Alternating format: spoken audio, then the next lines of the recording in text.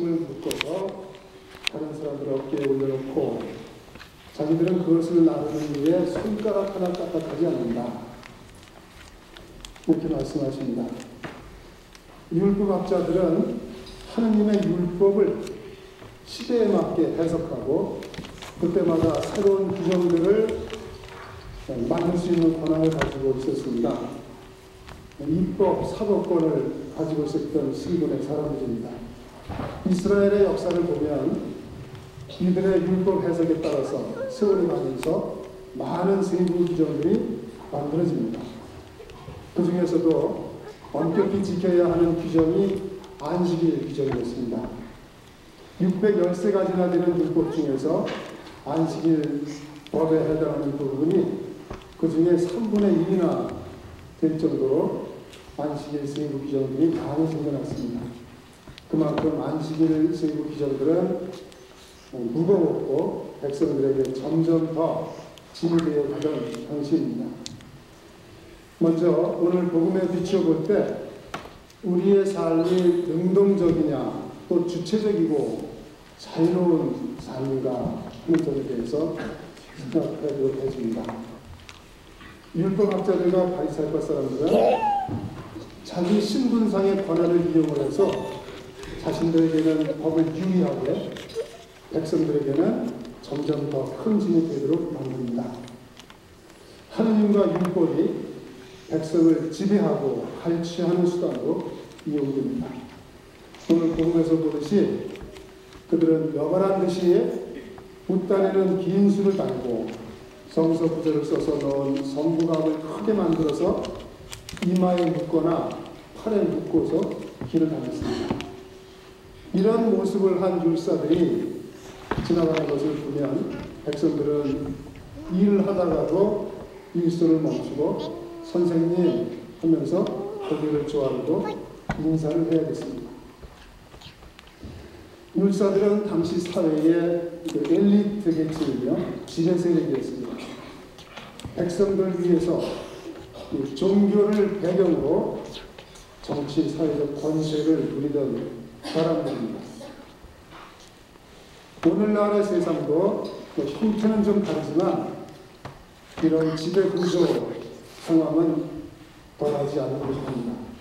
정치, 경제, 문화적인 지배 구조를 만들어내고 이들 사회 가치의 붕괴나 권력 분산 문제는 여전히 불공정하고 그래서 사회 갈등은 지속되고 있지 않는가 하는 생각입니다. 인간의 구원을 표방하는 종교조차 사람을 지배하는 구조를 계속 유지하고 신이, 하느님이 이를 위한 수단으로 이용되는 경우도 어이없게도 우리가 보게 됩니다. 마치 자신들의 기득권을 놓치지 않기 위해서 예수님을 십자가에 못 박는 사람들처럼 그렇게 종교를 또 하느님이 이용되고 있는 것입니다.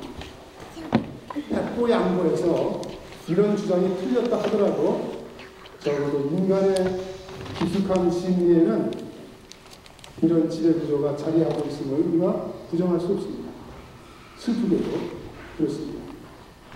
그러면 어떤 모습으로든 지배적인 인생을 살면 그것이 곧 주체적이고 주도적이며 능동적인 삶을 사는 것과 같은 뜻일까? 그래서 그들의 삶은 의미 있고 행복한가 하는 점을 생각해 봅니다. 그들이 하는 일이란 모두 다른 사람들에게 보이기 위한 것이다. 그래서 성과 값을 넓게 만들고 웃자락 수를 길게 드립니다. 잔치집에서는 윗자리를, 회당에서는 높은 자리를 좋아하고 장터에서 인사받기를 사람들에게 스승이라고 불리기를 좋아한다. 이들의 삶의 모습을 살펴봅니다. 그들의 모습이 우리들의 본성을 그대로 반사해주고 있다는 점에서입니다. 그들 율법학자들과 바리새인들은 대우받기를 좋아했습니다. 소위 지배계층은 동서고금을 막론하고 대우를 해줘야 기분도 좋고 으쓱거려지고 살맛이 났던 사람들입니다. 지배한다는 의미가 곧 섬김을 받고 떠받들여짐을 의미하고 있습니다. 대우받기를 좋아한다는 말은 대우해주지 않으면 싫다는 것이고 살맛도 나지 않는다는 이야기이겠습니다.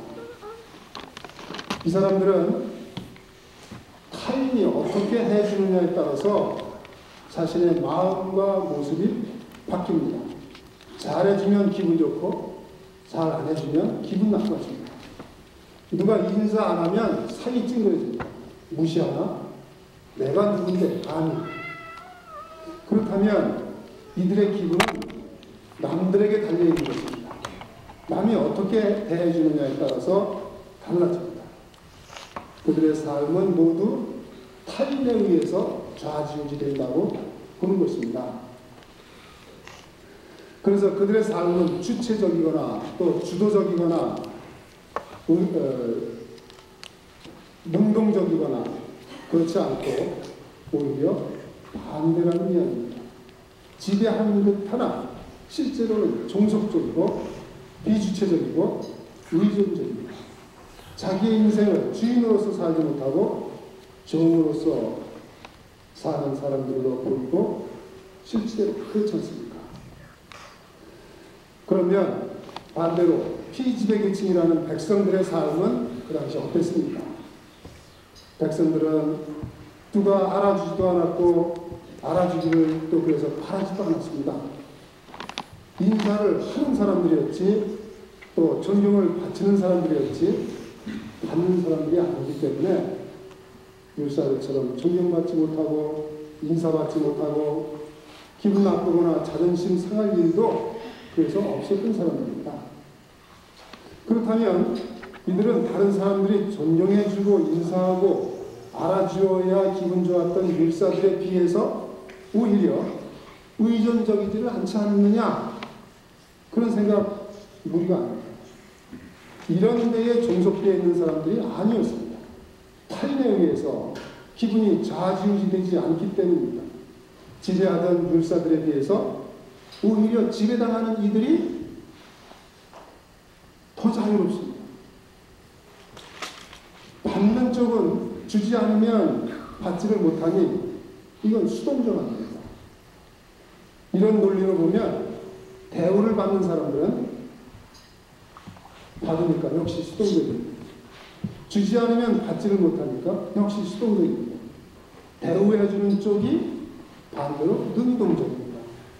피지배 계층이었던 백성들은 받지 않고 주는 쪽이었으니 수동적이지 않고 능동적인 사람들이었다. 이렇게 봐야 되는 거 아니냐는 얘기입니다.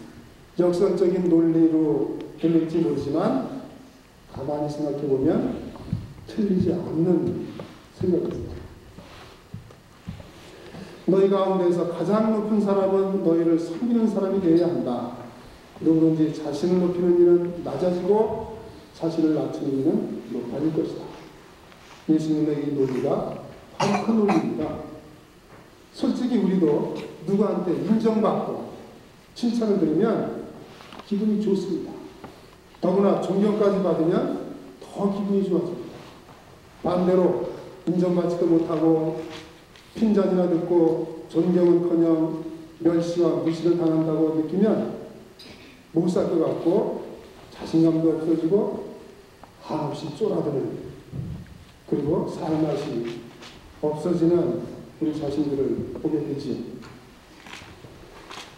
생각해 보십시오. 배우자에게 또 자녀에게 인정도 못 받고 무시당하고 산다고 생각해 봅니다.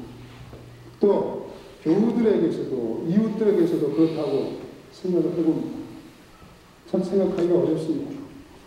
이를 반대로 말하면 나는 그들에게서 존경받고 인정받고 알아주기를 바란다는 뜻입니다.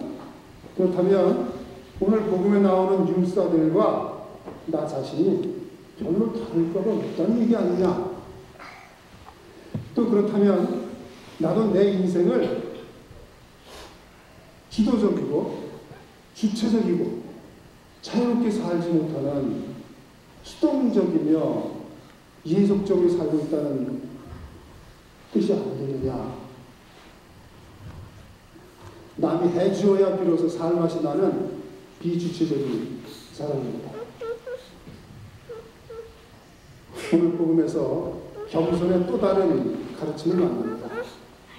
내가 겸손하다면 이는 내가 내 인생의 주인으로서 살고 있다는 증거이다 라는 이런 가르침입니다. 겸손은 불정적이고 수동적으로 보이기도 합니다. 또 어떤 면에서는 비굴하게 보이기도 합니다. 그러나 겸손은 누가 해주는 것이 아닙니다. 스스로의 결정이기 때문에 자유로운 결정입니다. 운동적이고 역동적인 것입니다. 그래서 겸손한 사람은 무거운 짐을 지는 듯 하지만 오히려 자신을 극복하고 자신을 이기는 사람입니다. 그래서 겸손이 또 다른 의미에서 인생의 짐을 벗는 길임을 알게 됩니다. 예수님께서 겸손을 요구하신 이유가 바로 여기 있습니다. 우리 인생의 무거운 짐을 벗는 방법은 예수님의 논리를 따라 사는 것임을 믿어야 하고 실천에 옮길 수밖에 없습니다. 그렇지 않고 누구에게 인정받고 존경받고 알아주기를 바라는 마음을 지속하는 한 우리는 비주체적일 수밖에 없고 수동적일 수밖에 없고 내 인생의 주인이 내가 아닌 모습으로서 머슴으로서 살 수밖에 없다는 점을 잊어서는 안 된다는 생각입니다. 이것이 오늘 복음 내용에서 볼 수 있는 것이 아니지요. 그러지 않아도 참으로 우리는 인생의 무게를 많이 느낍니다. 매일매일 다가오는 짐스러운 일들 한두 가지가 언제 끝날지 희망도 없어 보일 때가 한두 번이 아닙니다. 그러면 예수님에게서 답을 받고 그런 것 같기도 하고 그럴듯한 답이 아니라 예수님은 명쾌한 답입니다. 여러분은 그리스도를 믿음으로써 위안을 얻습니까? 그리스도의 사랑에서 힘을 얻습니까? 필리포서 2장 말씀 바울사들 우리는 그리스도인들입니다. 우리의 신분은 분명히 그리스도를 믿는 사람입니다. 그리스도에게서 인생의 짐을 진 힘을 얻고 힘들 때 넉넉한 위안을 받는 사람입니다. 세상에서는 얻을 수도 없고 얻는다 하더라도 일시적이거나 속도인 것입니다. 고생하며 무거운 짐을 지고 헛다니는 사람은 하나에게로 옵니다. 내가 편히쉬게 한다. 나는 마음이 온유하고 겸손하니 내 먹으로 되고 나를 펴. 그러면 너희의 영혼이 안식이 될 것이다. 마태복음 12장 28절 이하입니다. 오늘 이 말씀을 끝으로 잠시 묵상해 보겠습니다.